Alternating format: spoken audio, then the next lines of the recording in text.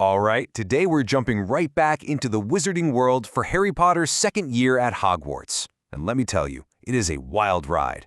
We're talking ancient secrets, a monster on the loose, and a mystery so terrifying it threatens to close the school for good.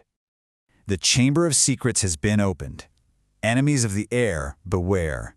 I mean, can you imagine seeing that written in blood on a castle wall? Yeah, this is where things get serious.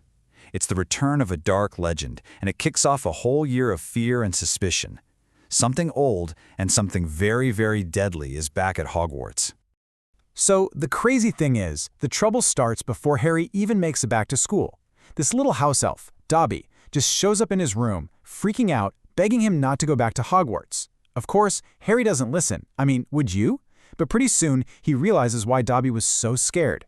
He starts hearing this voice, a cold, murderous voice that nobody else can hear, whispering about killing, and it's coming from inside the walls. Okay, so what is this Chamber of Secrets anyway? Well, the legend goes that one of the founders of Hogwarts, Salazar Slytherin, built a secret room. See, Slytherin had this really nasty idea that only pure-blood wizards should be allowed to learn magic. So he hid a monster in this chamber, a monster that only his true heir could control, to, cleanse the school of students he thought were unworthy. And this is not just some campfire story. It was opened 50 years before Harry's time, and a student was killed. And believe me, this threat becomes real, fast. First, it's the caretaker's cat, Mrs. Norris, found just hanging there. Petrified, stiff as a board, literally turned to stone. Then, a first-year student, Colin Creevey. The fear just ratchets up, and then it hits home. Harry's best friend, Hermione Granger, is found petrified too. The monster isn't just a legend anymore. It's coming for them. So at this point, the school is about to be shut down, his friends are in danger. Harry and Ron know they can't just sit around and wait. They have to figure this out. And so begins their desperate hunt for the truth and for the heir of Slytherin. I mean, that's the million-dollar question, isn't it? Who is the heir of Slytherin? It's got to be someone who thinks like him, someone who hates non-pureblood wizards. But as everyone gets more and more paranoid, the list of suspects gets pretty short and super complicated. So, let's look at the suspects. First, you've got the obvious one, Draco Malfoy. He's a pureblood snob and he's not exactly quiet about it. Then there's poor Hagrid, who actually got blamed and expelled the last time the chamber was opened. But then comes the real shocker. Harry himself becomes a suspect. Why? Because he suddenly reveals he can speak Parseltongue, the language of snakes, a super rare ability and one that Salazar Slytherin himself was famous for. Not a good look.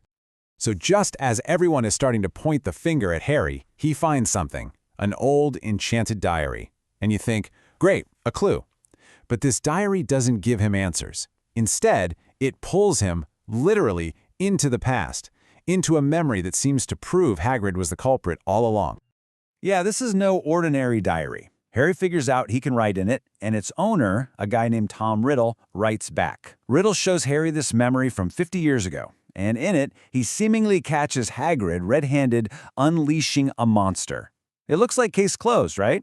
But Harry, he just has this feeling that something is very, very wrong.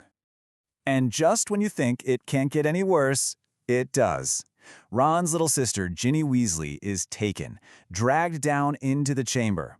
Another message appears on the wall. Her skeleton will lie in the chamber forever. That's it. The investigation is over. Harry knows what he has to do. He has to find that chamber and go in. Okay, so thanks to a clue Hermione left behind, and yes, a trail of spiders, much to Ron's horror, they find the entrance. Harry has to go down alone deep into the belly of the school to finally face the heir and whatever monster is waiting for him. This is it, the final showdown. It's a desperate fight for survival. Harry has to find Ginny, expose the real villain, somehow fight a monster out of a nightmare, and destroy the very thing that started all of this mess. No pressure, right? And this is where it all makes sense. The monster? It's a basilisk, a gigantic serpent. And here's the thing, if you look it directly in the eye, you die. Instantly. But if you see it indirectly, you just get petrified. And that's how everyone survived. They saw it in a reflection in a puddle of water, or through a ghost, or through a camera lens. The mystery of the attacks is finally solved. Okay, get ready for the biggest twist of the story. The true heir, it's not Draco, it's not Hagrid, it's not even a current student. It's a memory preserved inside that diary. Tom Riddle is the teenage Lord Voldemort. He's been possessing Ginny all year, using her to open the chamber and set the basilisk on the students. What's so wild about this whole confrontation is how similar Harry and the young Voldemort are. I mean, think about it. Both orphans, both felt like outsiders at Hogwarts, both could talk to snakes. It's kind of scary, right? But as Dumbledore explains later, even with all those similarities, there is one huge, crucial thing that separates them. So, after the battle is won, the monster is dead, and the diary is destroyed, everything settles down. And that's when the story's real message, its most powerful theme, becomes crystal clear. And everything gets put right. Ginny is saved, obviously. Hagrid's name is finally cleared, and he comes back to Hogwarts. We find out Lucius Malfoy was the one who slipped Ginny the diary in the first place.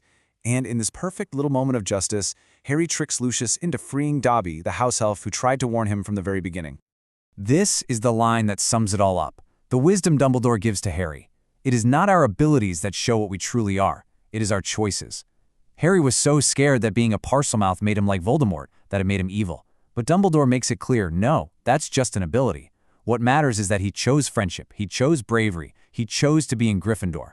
In the end, it's the choices we make that show who we really are. And that really leaves us with something to think about, doesn't it? The Chamber of Secrets teaches us that the biggest, most dangerous monsters aren't always giant snakes hiding in the plumbing. Sometimes the real fight is against prejudice or fear or the dark influences we let into our lives. Kind of like a voice whispering from a diary.